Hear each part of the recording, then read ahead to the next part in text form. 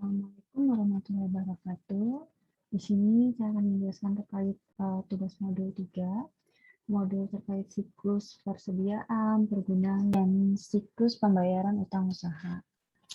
Sebelumnya di modul 3 ini kita akan mempelajari terlebih dahulu tentang internal control questionnaire yang telah dibuat oleh Lita. Kemudian kita akan buat prosedur audit yang diperlukan untuk modul 3 ini. Dilanjutkan dengan membuat kertas kerja pemeriksaan untuk pengujian ketaatan dan kewajaran saldo, dan melengkapi kertas kerja neraca A21 dan A22, dan kertas kerja laporan laba rugi A31 dan A32 yang terdapat di modul 1, buku 2, untuk akun-akun yang terkait dengan pemeriksaan di modul 3 ini. Internal Control Questionnaire ini bisa dilihat di buku 1 di halaman 78. Di situ internal control question-nya dibuat oleh Rita. Ini terkait dengan persediaan dan pembelian dan utang. Adapun di persediaan ini terkait dengan penyimpanan dan pengawasan. Kemudian ada pembukuan persediaan, terus ada stock of name, terus ada sistem pembelian. Kemudian dari hasil kuesioner ini, respondennya rata-rata menjawab ya seluruh pengendalian sudah dilakukan oleh PT Sugus, sehingga kesimpulan penilaian dari Lita internal kontrol persediaan dinilai telah baik untuk PT Sugus ini. Untuk bagian pembelian dan utang terkait order pembelian, kemudian ada penerimaan barang, terus ada faktur pembelian. Dari hasil kuesioner ini, Lita juga menyimpulkan penilaiannya baik untuk pembelian dan utang di PT Sugus. Kuesioner ini dibuat oleh Lita pada tanggal 14 Desember 2018, diperiksa oleh Dimjati tanggal 18 Desember 2018. Periodenya itu periode 31 Desember 2018. Untuk prosedur audit ini ada di buku 2, di modul 3, di halaman 44, buku 2. Adapun prosedur audit yang kita lakukan, yang pertama, salah satu cara untuk meyakinkan nilai persediaan per tanggal neraca atau laporan posisi keuangan adalah dengan melakukan pengambilan persediaan, inventory taking. Hal-hal yang perlu diperhatikan dalam pengambilan persediaan, yang pertama, pelajari instruksi perhitungan persediaan perusahaan dan nilai kelayakannya. Yang kedua, minta daftar posisi keuangan yang mencakup nama barang, lokasi, kuantitas, dan harga per tanggal pengambilan. Ini kita lakukan. Kemudian yang ketiga, sebelum kegiatan perhitungan dilakukan, periksa ketelitian pelaksanaan prosedur visa batas cut-off untuk penerimaan dan pengiriman barang dengan mencatat nomor terakhir dari laporan penerimaan barang, surat jalan, dan waktu penjualan. Ini juga kita lakukan.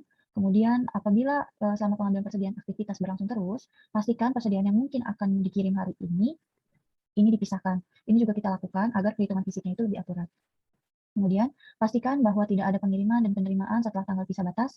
Berikut sertakan dalam perhitungan persediaan perusahaan tersebut. Ini juga kita lakukan. Terus, waspada. Kemudian lakukan observasi atas kegiatan perhitungan di seluruh gudang. Perhitungan dapat dilakukan secara sampling, terutama untuk barang yang pokok, material, dan mahal. Ini juga kita lakukan. Kemudian waspada dengan penumpukan barang, kemungkinan adanya lubang dalam tumpukan, dan persediaan yang telah rusak, tidak laku, atau kurang baik. Di samping itu, waspada juga terhadap barang-barang yang tidak termasuk dalam kategori persediaan. Ini kita harus klasifikasikan, benar barang yang kita hitung itu merupakan barang persediaan. Bandingkan barang-barang yang dihitung atau dilihat dengan saldo kartu gudang dan daftar persediaan menurut akuntansi. Ini indeksnya indeks FF1 terkait perhitungan fisik persediaan. Untuk perhitungan fisik persediaan, kita lakukan tanggal 1 Januari 2019. Informasinya ada di buku 1 di halaman 90. Kita melakukan perhitungan fisik tanggal 1 Januari 2019. Lokasinya itu di gudang PT Sugus. Adapun bahan-bahan persediaan, ada yang memiliki selisih atau perbedaan, ada juga yang sudah sama antara fisik dengan kartunya. Ada bahan baku, persediaan untuk bahan baku monomer, ini sudah sesuai antara fisik dan kartunya, yaitu sebesar 51.500. Sedangkan untuk polivinil, ini terdapat selisih 90, di mana fisik lebih kecil atau lebih sedikit dibandingkan kartunya. Disebabkan setelah ditelusuri, ternyata selisih tersebut disebabkan karena bahan baku dicuri. Sampai akhir belum ada penyesuaian. Informasinya dapat dilihat di buku 1 di halaman 91 di poin nomor 1. Kemudian untuk bahan lainnya seperti Okstat, DOP, dan EPO, ini sudah sama antara fisik dan jumlah kartunya di pencatatan kartu. Untuk bahan PS, ini masih terdapat selisih 500, di mana fisik lebih banyak daripada pencatatan di kartu, disebabkan karena pembelian tanggal 29 Desember yang belum dicatatkan oleh akuntan karena faktur pembeliannya belum dikeluarkan. Ada bahan penolong, untuk bahan penolong, drum warna, drum polos, dan lem, ini sudah sama antara fisik dengan pencatatan di kartunya. Untuk karton box, ini masih memiliki selisih sebesar 10.000, di mana jumlah fisik lebih sedikit dibandingkan dengan pencatatan di kartunya. Ini disebabkan karena si karton box ini terendam banjir sehingga barangnya rusak tidak dapat digunakan kembali. Kemudian untuk persediaan akhir, untuk Ecovin SP500 sebanyak 2.000, selisihnya 2.000 kg, di mana fisik lebih sedikit dibandingkan pencatatan di kartu. Setelah ditelusuri, ternyata Ecovin SP500 ini dititipkan kepada PT Unicron sebagai barang konsinyasi dan sudah dikonfirmasi juga PT Unicron juga setuju. Kemudian untuk Ecovin SP800 ini sudah sesuai antara fisik dengan kartunya, nominalnya 36.500 kg. Untuk Ecovin SP1000 ini terdapat selisih sebesar 1.000 di mana fisik lebih sedikit daripada jumlah pencatatan di kartunya. Setelah ditelusuri, ternyata bagian akuntansi belum mencatatkan bahwa si Rukofin SP1000 ini telah digunakan sebagai sampel promosi dan gratis. Untuk Rukofin SP1500, ini sudah sesuai antara fisik dengan kartunya. Atas temuan-temuan tadi yang terdapat di buku 1 halaman 91, ini kita catatkan di bawahnya di catatan pemeriksaan terkait keterangan mengapa persediaan tersebut mengalami selisih. Misalkan temuan yang pertama tadi ada 5 temuan, bahan baku polipilin memiliki selisih sebanyak 90 kg yang disebabkan karena bahan baku dicuri. Kemudian temuan kedua yang belum dicatatkan bahan baku PS yang 500 kg ini. Kemudian ada bahan bantu karton box yang rusak, sudah tidak bisa dipakai lagi karena terkena banjir sebanyak 10.000 pieces, 10.000 kaleng. Kemudian ada barang jadi Rukofin yang SP500, ini selisihnya juga 2.000 karena disebabkan barangnya konsinyasi di PT Unicron. Kemudian ada yang Rukofin 1000, ini juga selisih sebesar 1.000 kg disebabkan karena barang tersebut digunakan sebagai sampel promosi dengan gratis tapi belum dicatatkan oleh bagian akuntansi. Nah, perhitungan fisik ini dibuat oleh auditor juniornya yaitu Wijaya pada tanggal 1 Januari 2019. Untuk pemeriksanya kalian bisa tuliskan nama kalian sendiri. Tanggalnya tanggal 12 Maret 2019. Indeksnya adalah indeks FF1, periodenya 31 Desember 2018. Selanjutnya kita lanjutkan kembali ke prosedur audit selanjutnya, yaitu ada pastikan bahwa semua instruksi dalam pengambilan persediaan telah dilaksanakan dengan baik. Kita lakukan juga itu, kemudian apabila pengambilan persediaan dilakukan sebelum tanggal neraca atau laporan posisi keuangan, lakukan prosedur penarikan maju ke tanggal neraca atau laporan posisi keuangan. Sedangkan apabila pengambilan persediaan dilakukan setelah tanggal neraca atau laporan posisi keuangan, maka lakukan prosedur penarikan mundur ke tanggal neraca atau laporan posisi keuangan dan buat kertas kerjanya. Ini tidak kita lakukan. Kemudian prosedur audit yang kedua yaitu ujian penilaian harga persediaan dengan membandingkan pada faktur atau data lainnya dari pelanggan.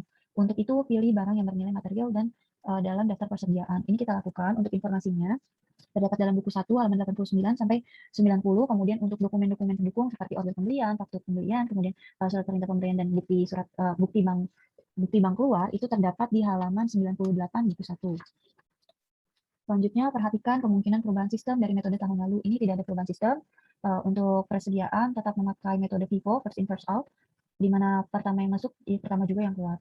Kemudian yang keempat yaitu periksa semua penjumlahan dan perkalian di dalam daftar persediaan. Ini juga kita lakukan dari faktur, dari order pembeliannya, kita hitung kembali apakah masih ada kesalahan atau tidak. Kemudian siapkan schedule utamanya. Untuk schedule utama persediaan itu ada di indeks F. Nah, untuk mengisi indeks F ini, kita terlebih dahulu mengisi indeks F1 sampai F4. Untuk data-datanya, informasi terkait temuan-temuan terdapat di buku 1 halaman 91. Langsung saja kita mengisi indeks F1. Di F1 ini terkait dengan persediaan barang jadi. Adapun temuan-temuan yang didapat diinformasikan di buku 1 halaman 91, itu ada 2 temuan di poin keempat dan kelima. Yang pertama, temuan yang pertama di poin keempat, barang jadi Rukofin SP500 selisih 2.000 kg disebabkan karena barang tersebut dititipkan secara konsinyasi di PT Unicron dan sudah dikonfirmasi dengan jawaban setuju. Harga per kilonya itu 15.910. Data ini bisa kalian dapatkan di buku 1 di halaman 90 untuk harga per kilonya. Kemudian untuk data temuannya kalian dapat melihat di buku 1 halaman 91. Kita perlu membuat jurnal koreksi untuk mempermudah kita mengklasifikasikan akun-akun mana saja yang terpengaruh karena adanya temuan-temuan ini dan memudahkan kita nantinya untuk menyinput akun-akun mana saja yang mengalami penambahan atau pengurangan. Untuk jurnal koreksi di temuan yang pertama ini, kalian bisa buat jurnal koreksinya di sheet yang berbeda seperti ini, ataupun kalian bisa membuat jurnal koreksinya langsung di bawah indeks, masing-masing indeks kan terdapat kolom untuk catatan pemeriksaan, kalian bisa tuliskan di situ. Untuk yang pertama, temuan yang pertama ini, jurnal koreksinya untuk barang konsinyasi, yaitu jurnalnya piutang usaha PT Unicorn pada persediaan barang jadi Rukofin SP500 dan PPN keluaran sebesar 10% dari total persediaan barang jadi Rukofin SP500 ini. Untuk persediaan barangnya, untuk Rukofin SP500 ini sebesar 31.820.000, ini mengalami pengurangan persediaannya. PPN keluaran, jangan lupa kita masukkan. Kemudian piutang usahanya ini nominalnya didapat dari persediaan barang jadi ditambah PPN keluaran sebesar 10% dari jumlah persediaan barang jadi. Temuan yang kedua yaitu di poin nomor 5 untuk persediaan barang jadi ya. Pada tanggal 29 sudah diambil 1.000 kg Rukofin SP1000 untuk diberikan sebagai sampel promosi dengan gratis untuk pembelian di Hainan. Tetapi bagian akuntansi belum membukukan. Harga per kilonya itu 15.910. Seperti yang tadi sudah disampaikan, informasi terkait harga dapat dilihat di buku 1 di halaman 90 dan informasi temuan-temuan dapat dilihat di buku 1 halaman 91. Adapun jurnal koreksi untuk temuan yang kedua ini di persediaan barang jadi, yaitu jurnal koreksi untuk barang yang dijadikan sampel, jurnalnya beban promosi sebesar 17.500.000 ini didapat dari persediaan barang jadi ditambah dengan PPN keluaran. Pada kreditnya itu persediaan barang jadi Rukofin SP1000, perhitungannya 1.000 kg dikali sama harga per kilonya itu 15.910, didapat angka 15.910. Dan PPN keluaran 10% dari persediaan barang jadi ini. Totalnya 1.591.000. Sudah selesai kita buat jurnal koreksi untuk temuan persediaan barang jadi ini, baru kita input, kita masukkan di KKP-nya, di indeks F1 ini. Di F1 ini, yang berubah, yang mengalami perubahan, yang mengalami koreksi, itu ada di Rukofin SP500, yang awalnya saldo per kliennya 628.445.000, kemudian berkurang sebanyak 31.820.000 dikarenakan barang konsinyasi, sehingga saldo per auditnya 566.625.000. Untuk Rukofin SP800, saldonya tetap tidak ada perubahan, tidak ada koreksi, yaitu 580.715.000, saldo per auditnya pun sama. Kemudian untuk Rukofin SP1000, ini mengalami perubahan, mengalami koreksi, yang awalnya per klien 459.067.140, kemudian mengalami pengurangan dari yang diambil sampel promosi yang gratis untuk Hainan, di pembelian di Hainan, sebanyak 15.910.000, sehingga saldo per auditnya 443.157.140. Ini cara menghitungnya, tinggal saldo per klien 2018, kemudian ditambah debit, karena saldo awal dari persediaan ada di debit, kemudian dikurangi dengan kredit, maka akan didapat saldo per auditnya. Kemudian untuk Rukofin yang 1.500, SP1.500 ini tidak ada perubahan, tetap nilainya 109.853.860. Sehingga total per klien untuk persediaan barang jadi yang awalnya 1.778.081.000, kemudian berkurang setelah ada pemeriksaan, berkurang sebanyak 47.730.000, sehingga saldo per audit di tahun 2018-nya itu 1.730.351.000. Ini untuk persediaan barang jadi indeks F1. Kita lanjutkan mengisi di indeks F2. F2 ini terkait persediaan dalam proses. Persediaan dalam proses sendiri terdiri dari 2 batch produksi, yaitu batch nomor 377 dan 378. Ini terdapat satu temuan, diinformasikan di buku 1 halaman 91 di poin nomor 6. Berdasarkan hasil pemeriksaan, laporan batch produksi 377 ditemukan kekurangan pembebanan upah buruh pabrik yang belum dibayar tanggal 26 sampai dengan 29 Desember. Selama 4 hari itu, pembayaran dilakukan pada tanggal 3 Januari. Maka masih ada utang yang masih harus dibayar sebesar 15 juta. Sehingga perusahaan perlu melakukan jurnal penyesuaian untuk mencatat utang yang masih harus dibayar ini. Jurnal pencatatannya jurnal penyesuaiannya yaitu persediaan barang dalam proses batch produksi 377 sebesar 15 juta pada utang yang masih harus dibayar sebesar 15 juta. Ini langsung kita inputkan saja ke indeks F2 persediaan dalam proses untuk batch nomor 377. Ini akan menambah persediaan dalam proses untuk batch produksi 377 yang semulanya saldo per kliennya 127.761.900, kini bertambah 15 juta sehingga saldo per auditnya yaitu 142.791.900. Untuk batch nomor 378 ini saldonya tetap tidak ada perubahan yaitu sebesar 162.315.900, saldo per auditnya pun sama. Sehingga setelah dilakukan koreksi tadi, setelah adanya temuan tadi, yang awalnya saldo per klien untuk persediaan dalam proses 290.107.800, kini bertambah 15 juta, sehingga saldo per auditnya menjadi 305.107.800. Untuk tanggalnya sendiri ini dibuat oleh Wijaya sebagai auditor junior tanggal 15 Januari 2019. Diperiksanya nama kita sendiri tanggal 12 Maret 2019. Untuk periodenya 31 Desember 2018. Kita lanjutkan ke indeks F3, yaitu persediaan bahan baku. Persediaan bahan baku ini ada 2 temuan sesuai dengan yang diinformasikan di buku 1 di halaman 91. Di poin nomor 1 dan poin nomor 2 di sini ada temuan. Yang pertama yaitu bahan baku polipropilin memiliki selisih sebanyak 90 kg yang disebabkan karena bahan baku tersebut dicuri sehingga perlu melakukan penyesuaian. Kita perlu melakukan penyesuaian karena barang baku tersebut sudah dicuri, fisiknya tidak ada sehingga harus kita sesuaikan. Jurnal penyesuaiannya yaitu beban produksi sebanyak 90 kg dikali harga per kilonya untuk polipropilin ini sebesar 15.000. Jadi beban produksinya adalah 1.350.000, pada kreditnya itu persediaan bahan baku polipropilin sebesar 1.350.000. Jadi persediaan bahan baku untuk polipropilin ini akan berkurang. Kemudian untuk temuan yang kedua, bahan baku PS selisihnya sebanyak 500 kg disebabkan karena pembelian tanggal 29 Desember dari PT Delta belum diterima faktur pajaknya sehingga belum dibukukan. Jumlahnya itu sebesar 8.800.000 termasuk PPN. Maka kita perlu buatkan jurnal penyesuaian untuk pencatatan ini, yaitu jurnalnya persediaan bahan baku PS sebesar 8 juta. 8 juta ini didapat dari 100% dibagi 110% karena 8.800.000 ini sudah termasuk PPN yang 10%, dikali dengan 8.800.000, maka dapatlah 8 juta. Kemudian PPN masukannya juga didebit, yaitu 10% dikali 8 juta sama dengan 800.000 pada utang usaha PT Delta sebesar 8.800.000.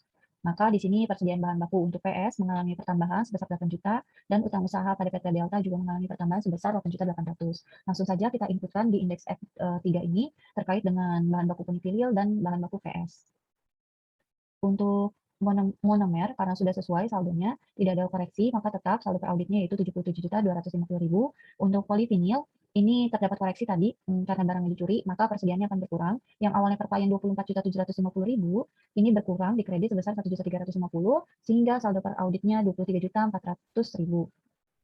Untuk Okstat, DOP, dan EPO karena tidak ada perubahan, maka per klien dan per audit jumlahnya sama, tidak ada perubahan. Tetapi untuk PS karena ada koreksi, karena ada pembelian tadi dari PT Delta, maka yang semulanya 37.600.000 kini bertambah 8 juta, sehingga saldo per auditnya yaitu 45.600.000. Sehingga yang awalnya persediaan bahan baku per kliennya saldonya 520.506.300, kini menjadi kini saldo per auditnya menjadi 527.156.300. Jangan lupa setelah kita melakukan penjumlahan secara vertikal ataupun horizontal, kita harus memberikan tick mark. Ini menandakan bahwa perhitungan kita sudah kita cek kembali dan sudah benar. Untuk dibuatnya ini tetap masih dibuat oleh Wijaya tanggal 15 Januari, diperiksanya oleh nama kalian sendiri tanggal 12 Maret 2019, indeksnya itu indeks F3 untuk periodenya 31 Desember 2018. Kita lanjutkan ke indeks F4, yaitu terkait bahan baku penolong. Bahan penolong ini terdapat satu temuan, yaitu di karton box. Kalian dapat melihat informasinya di halaman 91 buku 1, di poin ketiga bahwa bahan bantu karton box selisih sebanyak 10.000 pieces disebabkan karena terendam banjir sehingga tidak dapat dipakai lagi. Harga per piecesnya itu 1.100. Maka kita perlu penyesuaian. Di sini berarti karton boxnya akan berkurang persediaan fisiknya. Pencatatan juga berkurang karena tadi kan setelah kita melakukan perhitungan fisik terdapat selisih. Jurnal penyesuaiannya yaitu beban produksi pada persediaan bahan penolong yaitu carton box sebesar 11 juta. 11 juta ini didapat dari 10.000 pieces dikali sama harga per pieces carton boxnya yaitu 1.100. Langsung kita inputkan saja ke indeks F4. Untuk drum warna, drum polos, dan lem ini karena sudah sesuai, nilainya tidak ada koreksi, maka saldo per audit sama dengan saldo per klien. Sedangkan untuk karton box tadi ada koreksi, yang semulanya 68.838.000, kini berkurang itu 11 juta karena tadi terendam banjir yang 10.000 pieces, sehingga saldo per auditnya menjadi 57.838.000. Untuk indeks F4 ini, persediaan bahan penolong yang semulanya saldonya 137.843.600, kemudian mengalami tadi pengurangan sebesar 11 juta yang tadi karton box, sehingga saldo per auditnya sebesar 126.843.600. Ini F1 sampai F4 sudah selesai kita isi, maka kita akan inputkan datanya ke indeks F, yaitu schedule utama untuk persediaan. Seperti tadi, barang jadi di indeks F1 tadi mengalami koreksi, ada 2 koreksi. Yang awalnya semulanya 1.778.081.000, kemudian berkurang saldonya sebesar 47.730.000 menjadi saldo per auditnya 1.730.351.000. Ini setelah kita hitung kembali, kita harus memberikan tanda tick mark. Untuk persediaan bahan baku juga sama. Ini datanya kita tinggal ambil aja dari indeks F1 sampai F4, tinggal kita sesuaikan persediaannya terkait apa. Untuk barang dalam proses juga mengalami koreksi sebesar 15 juta, yang awalnya saldo kliennya 290 juta 107.800, ini bertambah 15 juta karena ada yang belum dimasukkan upahnya, sehingga saldo per auditnya menjadi 305 juta 107.800. Untuk bahan baku penolong di indeks F3 juga sama, ada koreksi, yaitu bertambah 8 juta dan berkurang 1.350.000, sehingga saldo per auditnya 527 juta 156.300. Untuk persediaan bahan penolong, yang awalnya 137.843.600 kini berkurang 11 juta menjadi 126.843.600. Ini kita tinggal kasih tick mark aja. Cara menghitung saldo per auditnya, karena ini persediaan itu saldo awalnya ada di debit, maka tinggal perkalian ditambah debit, tinggal dikurangi kredit, maka didapatlah saldo per auditnya. Sehingga untuk indeks utama F ini, untuk persediaan, kita dapat nih saldo per kliennya yang awalnya persediaannya 2.726.538.700, setelah kita koreksi ternyata ada penambahan 23 juta dan ada pengurangan 60.080.000, sehingga saldo per audit untuk persediaan sebesar 2.689.458.700. Kemudian setelah indeks F selesai, kita lanjutkan ke prosedur audit berikutnya. Untuk prosedur audit selanjutnya, yaitu minta nama barang yang mencakup nama barang, kuantitas, harga per tanggal neraca atau laporan posisi keuangan, serta cocokkan dengan buku besar. Ini juga kita lakukan, kalian dapat melihat untuk neracanya, kalian bisa buka di halaman 15 buku 1, kemudian untuk saldo-saldo terkait nama barang, kuantitas, harga per tanggal neraca, kalian dapat lihat informasinya di buku 1 halaman 98, dokumen-dokumen pendukung untuk pembelian, persediaan, dan utang. Kemudian prosedur selanjutnya yaitu lakukan penelaahan analitis untuk melihat kewajaran dari nilai persediaan, misalkan dengan adanya kelebihan persediaan yang disebabkan pembelian yang berlebihan, barang yang penjualannya lambat, slow moving, dan usang. Ini kita dapat lihat di ARP 1.1 di modul 1 buku 2, kita sudah pernah mengerjakannya, jadi kita tinggal review saja. Di ARP 1.1 ini, di persediaan mengalami peningkatan sebesar 918.371.670 di tahun 2018 ini, meningkatnya persentasenya 51%. Kemudian kita lanjut, yaitu pastikan bahwa barang dalam perjalanan telah dibukukan sesuai dengan statusnya, yaitu syarat pembelian seperti pembelian perangko gudang si penjual, free on board FOB shipping point, atau pembelian perangko gudang dari pembelian free on board FOB destination point. Ini untuk PT Sugu sendiri, dia menerapkan FOB destination point, di mana dicatat pada saat barang itu sampai di gudang dia, di tempat dia, baru dicatatkan. Ini kita lakukan. Kenapa kita lakukan? Karena nantinya akan berpengaruh ke pencatatan persediaannya. Kemudian yang ke-9, ada dapatkan konfirmasi untuk persediaan di luar konteks perusahaan, pastikan juga apakah ada bagian dari persediaan yang dijaminkan. Ini juga perlu kita lakukan konfirmasi. Kemudian yang ke-10, pelajari kecakupan pertanggungjawaban asuransi. Ini harus dilakukan. Kemudian prosedur yang ke-11 dan ke-12 ini tidak kita lakukan. Kemudian kita lanjutkan ke pajak pertambahan nilai PPN masukan. Untuk yang pertama, prosedur yang pertama itu minta daftar pajak pertambahan nilai masukan yang meliputi informasi tanggal faktur pajak, nama pokok NPWP, nomor pengusaha kena pajak (PKP), DPP, dasar pengenaan pajak, dan besarnya PPN yang dipungut. Ini tidak kita lakukan karena data di dokumen-dokumen di modul 3 ini tidak dicantumkan untuk terkait nomor pajaknya, PKP-nya, dan DPP-nya. Kemudian prosedur yang kedua, yakinkan bahwa semua pajak masukan telah didukung dengan bukti pajak yang semuanya merupakan pajak masukan yang dapat dikreditkan sesuai dengan peraturan perpajakan. Ini juga kita lakukan. Yang ketiga, pastikan bahwa pajak masukan tersebut telah dilaporkan atau dikreditkan secara teratur dalam SPT masa dan dikompensasi dengan pajak keluaran. Ini juga kita harus konfirmasi, harus kita lakukan. Untuk prosedur nomor 4 dan nomor 5 ini tidak kita lakukan. Kemudian untuk beban pokok penjualan, di beban pokok penjualan ini, prosedur yang kita lakukan, yang pertama, lakukan perbandingan setiap jenis dan struktur beban yang termasuk harga pokok penjualan, cost of goods sold, COGS, dalam tahun yang diperiksa dengan tahun lalu. Analisis sebab kenaikan atau turun yang mencolok, perhatikan klasifikasi beban yang dilakukan oleh perusahaan dan minta penjelasan bila terdapat perubahan material. Ini kita dapat lihat di indeks PL2 terkait beban pokok penjualan. Kemudian untuk yang kedua ini, hitung rasio COGS-nya ini tidak kita lakukan. Yang ketiga, yakinkan bahwa harga pokok produksi dicatat berdasarkan perhitungan yang didukung dengan bukti-bukti. Ini di PL2, di indeks PL2 kita lihat. Untuk indeks PL2 ini kita dapat kerjakan dari jurnal koreksi juga dan dari indeks F. Itu ada persediaan bahan baku awal karena kita tidak tahu awalnya, jadi tidak ada perubahan. Ini per klien dan per auditnya sama. Kemudian pembeliannya per klien dan per auditnya juga sama, 31.976.158.900. Kemudian untuk retur dan potongannya, saldo per klien dan saldo per auditnya sama, tidak ada koreksi. Dan untuk persediaan bahan baku akhir, yang semula ada 658.349.900, ini terdapat koreksi sebesar 8 juta, bertambah sebanyak 8 juta dan berkurang sebanyak 12.350. Ini didapat dari mana? Kita dapat lihat di indeks F. Di indeks F ini untuk persediaan bahan baku yang kita jumlahkan adalah persediaan bahan baku ditambah dengan persediaan bahan penolong. Misalkan bertambahnya untuk persediaan bahan baku itu hanya 8 juta karena di bahan baku penolong tidak ada yang bertambah. Sedangkan di kreditnya ini bahan baku dan bahan penolong ditambah hasilnya jadi 12.350.000. Maka tinggal kita masukkan saja di indeks PL2 besar 12.350.000. Ini perhitungannya. Sehingga saldo per auditnya untuk 2018 ini sebesar 653.969.900.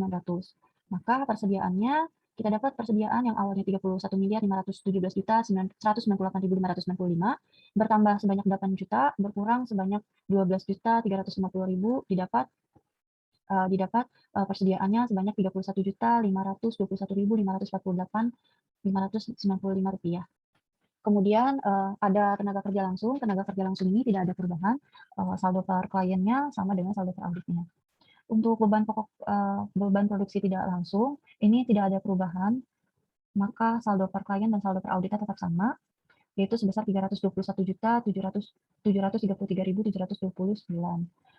Maka total biaya manufakturnya yang awalnya 33.815.901.224, kemudian bertambah 8 juta, kemudian berkurang 12.350, maka didapat saldo manufakturnya, yaitu cara perhitungannya persediaan yang tadi sebesar 31 miliar ini kita tambah dengan tenaga kerja langsung, kemudian kita tambah dengan beban produksi tak langsung, yaitu sebesar 321.733.729. Didapatlah 33.819.441.224 rupiah. Selanjutnya, untuk barang dalam proses, ini tidak ada koreksi, tetap saldonya per klien dan per audit yaitu 334.980.300 rupiah. Untuk barang dalam proses akhir yang per auditnya awalnya 260.107.800, dia mengalami penambahan sebesar 15 juta, sehingga saldonya menjadi 305.107.800. Maka didapatlah harga pokok barang manufaktur. Cara menghitungnya 33.819.441.224 rupiah ditambah dengan barang dalam proses awal sebesar 334.980.300 dikurangi dengan 305.107.800, maka didapatlah harga per manufakturnya yaitu 33.849.313.724 rupiah. Kemudian untuk persediaan barang jadi awal yang per audit dan per klien ini sama, masih 1.113.134.315.235. Persediaan barang jadi akhir yang awalnya 1.778.081.000 kini mengalami pengurangan sebanyak 47.730.000 menjadi saldo per auditnya 1.730.351.000. Data-data pare ini yang baik debit dan kredit didapatnya dari indeks F. Tinggal disesuaikan saja nama persediaannya apa, barang telah selesai, maka didapatlah kita beban pokok penjualannya. Beban pokok penjualannya yang awalnya sebanyak 33.216.197.959 bertambah 23 juta dan berkurang 60.080.000 sehingga didapat beban pokok penjualan per audit 31 Desember 2018 sebesar 33.257.277.959. Sudah selesai untuk indeks PL2 terkait beban pokok penjualan. Kemudian kita lanjutkan ke prosedur audit selanjutnya, yaitu tentang pemeriksaan pembelian. Pemeriksaan pembelian ini, indeks audit yang kita lakukan, yang pertama bandingkan pembelian tahun berjalan dengan tahun lalu, serta dapatkan penjelasan bila terdapat perbedaan material. Ini harus kita lakukan, jangan sampai ada selisih atau selisih yang tidak dapat dijelaskan nantinya. Untuk indeks 5 dan indeks 6 ini tidak kita lakukan.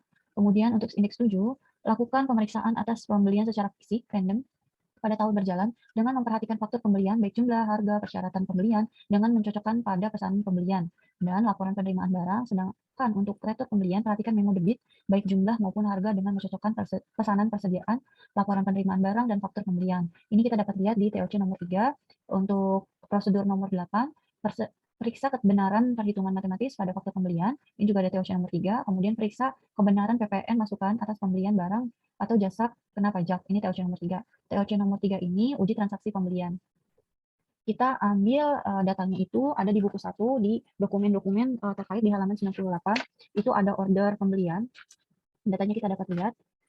Untuk data ini juga dapat dilihat di buku 1, halaman 90, halaman 94, di tabel yang paling bawah untuk uji transaksi pembelian. Ini ada 6 yang kita uji transaksi pembeliannya dari tanggal 29 Desember. Untuk order pembeliannya, kalian bisa lihat dokumennya di halaman 99. Untuk PT Delta ini bukti pendukungnya sudah ada, otorisasinya juga ada, udah ditandatangani oleh Vivian. Namun untuk puting, ini nih terdapat kesalahan perhitungan, kurang tepat, di mana kuantitasnya 1.250, harga per unitnya itu 2.800. Totalnya di sini 70, seharusnya totalnya itu 20 juta. Di sini juga sudah tertera PPN-nya 10%, yaitu 2 juta, sehingga totalnya 22 juta. Untuk pencatatan pemeriksaannya di buku pembelian sudah ada, kartu persediaannya juga sudah ada, dan buku besarnya juga ada. Untuk yang lain, untuk transaksi yang lain, ini sudah lengkap semua. Untuk bukti pendukung, otorisasi, untuk putingnya juga sudah benar. Kemudian untuk pencatatannya, baik di buku pembelian, kartu persediaan, dan buku besar, ini sudah sesuai. Yang tadi kesalahan kurang tepatnya itu ada di PT Delta ini, di order nomor 00279, di puting sini, di perhitungannya. Kita dapat lakukan pencatatan di sini, buat di note aja, di catatan pemeriksaan, bahwa order pembelian untuk PT Delta nomor 00279 tanggal 29 Desember, perhitungan kuantitasnya dengan harga per unitnya masih belum benar. Untuk prosedur audit selanjutnya, yaitu terkait lakukan pisah batas atas pembelian dan retur pembelian selama 7 hari sebelum dan setelah tanggal neraca. Ini dapat kita lihat di PL 2.1, baik dari catatan nomor dan tanggal dari laporan penerimaan barang, dan bandingkan dengan catatan pada buku pembelian, kemudian catatan nomor dan tanggal dari laporan pengiriman barang, bandingkan dengan yang tercantum pada buku retur. Ini dapat kita lihat di PL 2.1. Kemudian untuk prosedur yang ke-11, apabila pembelian telah dicatat untuk barang yang masih berada pada gudang penjualan, maka periksa kotak pembelian. Ini ada di PL 2, tadi sudah kita lakukan. Kemudian untuk kesimpulan dan hasil pemeriksaan tidak kita lakukan. Untuk PL 2.1 ini, data-datanya terkait nama pelanggan, jumlahnya, sama tanggal pencatatannya, ini sudah tertera di buku 1 halaman 94, di tabel yang paling bawah. Itu dapat kita lihat terkait uji keperluan untuk uji pisah batas, karena PL 2.1 ini uji pisah batas untuk pembelian, untuk transaksi pembelian.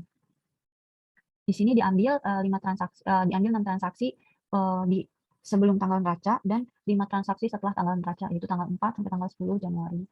Data-datanya dapat kalian lihat di halaman 94 buku 1, dan bukti pendukungnya dapat kalian lihat di buku 1 halaman 98. Kemudian kita lanjutkan ke prosedur audit berikutnya. Prosedur audit yang berikutnya terkait utang usaha. Utang usaha ini, prosedur audit yang kita lakukan, yang pertama, minta daftar utang usaha, periksa saldo masing-masing kreditur ke buku utang, lakukan rekonsiliasi dengan saldo buku. Ini di indeks M1.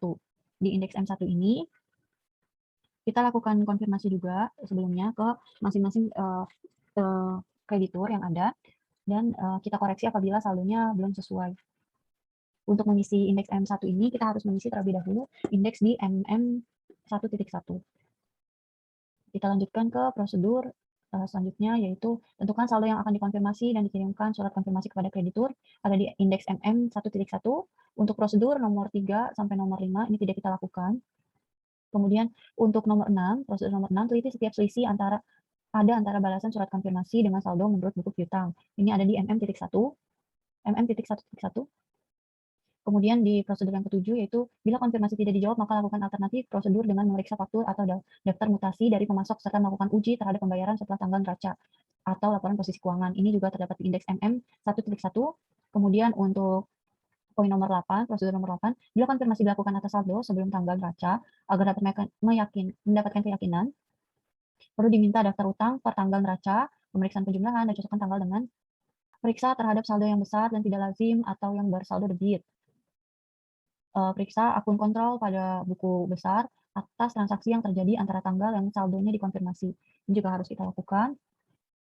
Untuk prosedur yang ke-9, periksa persoalan lama yang belum terselesaikan dan selidiki mengapa sampai terjadi persoalan tersebut. Ini juga harus kita lakukan. Kemudian yang ke-10, lakukan tes subsequent payment dan uji pisah batas tes cut-off untuk pisah batas tanggal neraca atau laporan posisi keuangan. Ini terdapat di indeks MM 1.1. Kemudian untuk kertas kerja hasil pemeriksaannya untuk utang usaha itu ada di indeks M1. Langsung saja kita mengisi indeks M1. Untuk mengisi M1 ini, indeks M1, utang usaha, kita mengisi terlebih dahulu MM 1.1. Datanya kita dapatkan di mana? Datanya dapat kalian lihat di hasil konfirmasi piutang yang sudah diringkaskan di buku di halaman 94, di mana di situ informasinya hasil konfirmasi telah dikirimkan tanggal 14 Januari 2019 dan memberikan jawaban. Jadi ada yang setuju dan ada yang tidak setuju dari hasil konfirmasi tersebut. Di sini ada PT Andalas. PT Andalas ini hasil konfirmasinya setuju bahwa saldo utang usahanya sebesar Rp205.559.100. Maka sini kita kasih hasil konfirmasi, confirm balance. Kemudian untuk PT Berkat, di PT Berkat ini dia mengkonfirmasi bahwa saldonya tidak setuju karena saldo utang usahanya seharusnya sebesar Rp51.567.000, tapi di sini masih kita catatkan sebesar Rp502.557.000. Terdapat selisih sebesar Rp990.000. Hasil konfirmasinya ini kita tuliskan reporting difference sebesar Rp999.000. Setelah ditelusuri ternyata ada kesalahan pencatatan pada tanggal 3 Desember 2018 atas penerimaan piutang sebesar Rp990.000. Ini perlu kita buatkan jurnal penyesuaian. Jurnal penyesuaian atas temuan di PT Berkat ini terdapat di poin 7 ini. Catatan pemeriksaan nomor 7, hasil konfirmasinya PT Berkat mengkonfirmasi kalau saldonya itu Rp501.567.000 dikarenakan ada kesalahan pencatatan tanggal 3 Desember 2018 dan penerimaan piutang sebesar Rp990.000. Sehingga jurnal koreksinya, utang usaha pada PT Berkat akan berkurang sebesar Rp990.000 ke PT Cakra. PT Cakra ini hasil konfirmasinya sudah confirm balance, dia sudah setuju bahwa saldonya itu 264 juta. Untuk PT Delta, dia mengkonfirmasi kalau reportingnya different, karena saldo utangnya ternyata bukan 22 juta, seharusnya saldo utangnya adalah 30.800.000. Hal ini dikarenakan belum dicatatnya pembelian bahan baku PS sebesar 8.800.000. Ini kita dapat lihat juga jurnalnya di indeks F3 yang selisih bahan baku ini dari PT Delta. Jurnalnya itu utang usaha di PT Deltanya nanti akan bertambah sebesar 8.800.000 karena ada pembelian bahan baku PS ini sebesar 8.800.000 yang belum dicatatkan. Maka di sini akan bertambah sehingga saldonya menjadi 30.800.000. Kemudian PT Elang ini juga dia mengkonfirmasi kalau reportingnya different. Katanya saldonya itu bukan 33 juta tetapi 35 juta dikarenakan ada pembayarannya. Berdasarkan hasil konfirmasi dari PT Elang, tidak setuju karena ada giro yang sudah dibayarkan pada PT Elang sebesar 2 juta, tetapi belum dikliringkan jatuh tempo pada tanggal 27 Desember 2018. Saldo yang disetujui oleh PT Elang yaitu 35 juta. Maka perlu kita buat jurnal penyesuaian giro PT Elang sebesar 2 juta, pada piutang usaha PT Elang sebesar 2 juta. Maka nanti PT Elang utang usahanya akan bertambah menjadi 35 juta karena ada pertambahan 2 juta ini. Untuk surat konfirmasinya, kalian dapat lihat di buku 2.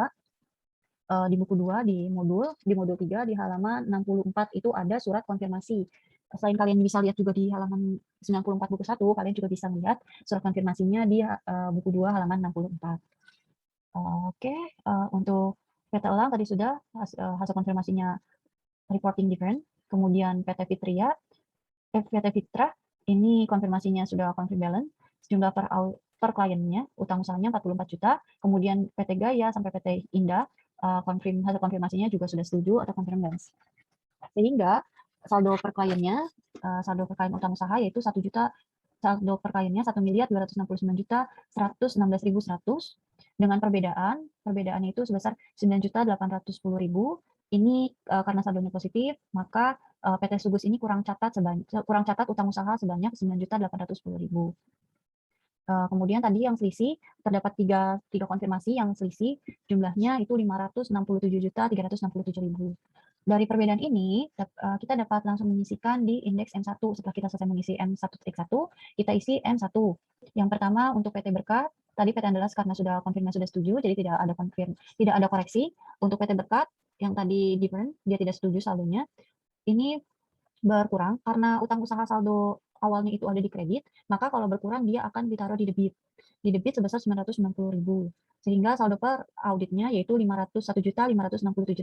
Caranya per klien dikurangi debit ditambah dengan kredit karena berkurang itu di debit. Untuk utang usaha ya, karena utang usaha itu saldonya di kredit. Jadi kalau bertambah maka harus di kredit. Kalau mau berkurang dia akan taruh di debit. Untuk PT Cakra, ini saldo yang sudah sesuai. Untuk PT Delta, utang usahanya bertambah 8.800.000 dari pembelian bahan baku PS yang belum dicatatkan tadi, sehingga saldo per audit utang usahanya jadi 30.800.000. Kemudian PT Elang juga tadi ada tidak sesuai, penambahannya itu sebesar 2 juta, dikarenakan belum dikliringkan PT gironya, sehingga saldo per auditnya sebesar 35 juta. Kemudian untuk PT Fitria, Gaya, dan Hero dan Indah, ini tidak ada perbedaan, dia sudah setuju, saldonya sudah benar, maka saldo per klien dan saldo per auditnya sudah sama, sudah sesuai. Sehingga utang usaha yang saldo awalnya 1.269.116.100, kemudian berkurang 990.000 dan bertambah 10.800.000, didapatlah saldo utang usaha per auditnya sebesar 1.278.926.100. Sudah selesai, maka kita catatkan langsung, dibuatnya oleh Wijaya karena dia junior auditor. Kemudian tanggalnya itu tanggal 24 Januari 2019. Kemudian diperiksanya oleh nama kalian sendiri dan tanggalnya tanggal 12 Maret 2019. Untuk periodenya 31 Desember 2018, indeksnya adalah indeks M1, yaitu indeks utang usaha. Setelah kita mengisi M1 dan MM1.1, kita lanjutkan mengisi M1.2. M1.2 ini konfirmasi positif dari surat utang usaha yang tadi kita kirimkan suratnya. Ini ringkasan hasil konfirmasi positif utang usaha. Tanggal konfirmasinya ini pengiriman pertama, yaitu tanggal 14 Januari 2019. Informasinya terdapat di buku 1 halaman 94, di bagian atas itu ada kata-kata dikirimkan tanggal 14 Januari 2019. Saldo menurut konfirmasi, yang konfirmasinya sudah sesuai itu ada 6. Oke, kita lihat ke MM1.1, jumlahnya ini 711.559.100 rupiah.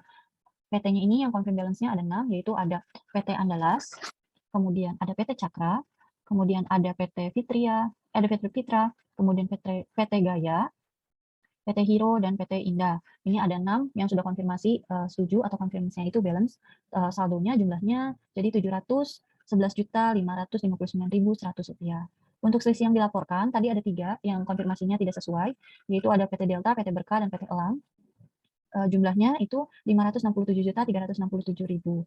Ini kita dapat lihat di indeks MM1.1 di bagian pengeluaran setelah tanggal neraca ini. Yang hasil konfirmasinya tidak sesuai itu ada 3, yaitu PT Berkah, PT Delta, dan PT Elang.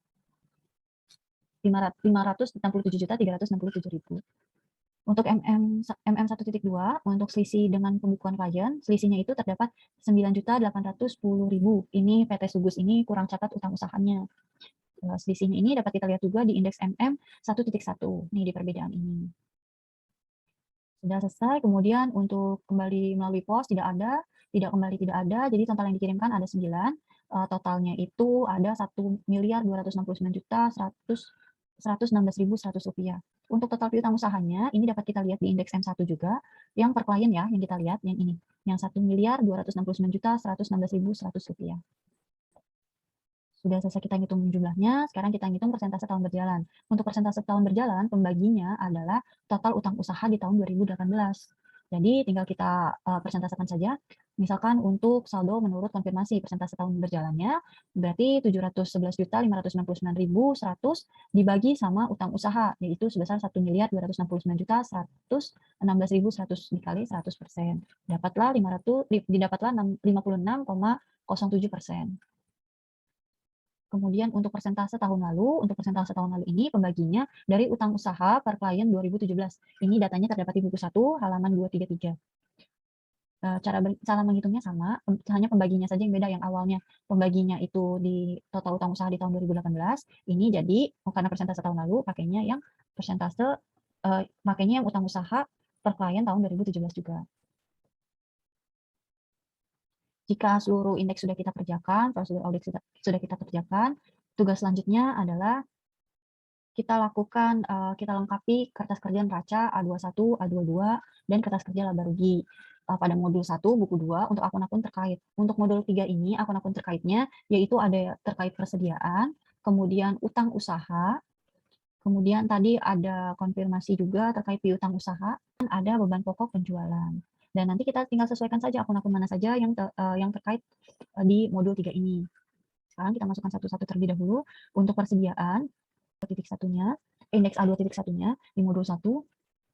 Di sini persediaan yang awalnya per klien 272 yang awalnya per klien 2.726.538.700 bertambah 23 juta, kemudian berkurang sebanyak 60.080.080.000 sehingga saldo per auditnya menjadi 2.689.458.700. Ini dapat kita lihat di indeks F ya.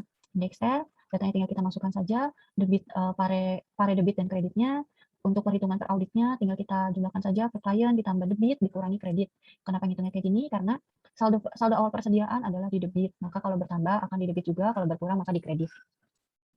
Sudah selesai seperti itu, kemudian akun selanjutnya yaitu akun utang usaha. Di sini utang usahanya yang tadinya 1.269.116.100, kemudian berkurang sebanyak 990.000 dan bertambah sebanyak 10.800, sehingga saldo per auditnya untuk utang usaha sebanyak 1.278.926.100. Ini dapat kita lihat di indeks M1 yang tadi sudah kita kerjakan, tinggal kita masukkan saja debit kreditnya, sesuaikan. Kalau bertambah karena utang usaha saldo awalnya itu ada di kredit, maka kalau bertambah dia akan bertambah di kredit. Kalau berkurang maka dia akan berkurang di debit.